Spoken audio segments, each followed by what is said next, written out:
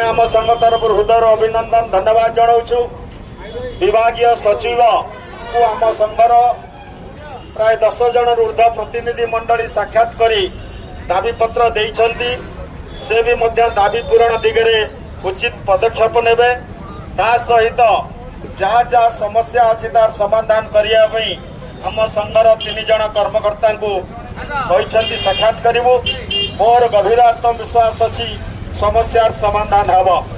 जो विभागीय मंत्री स्वयं आसी एमानकर समस्या समाधान करा जाऊ।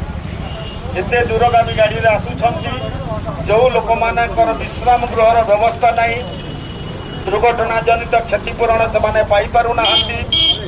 सेठी कौनसी प्रकार यूनियन ऑफिस नहीं, टिकट काउंटर नहीं। आम जनइबा पर से सहमति होइछंती।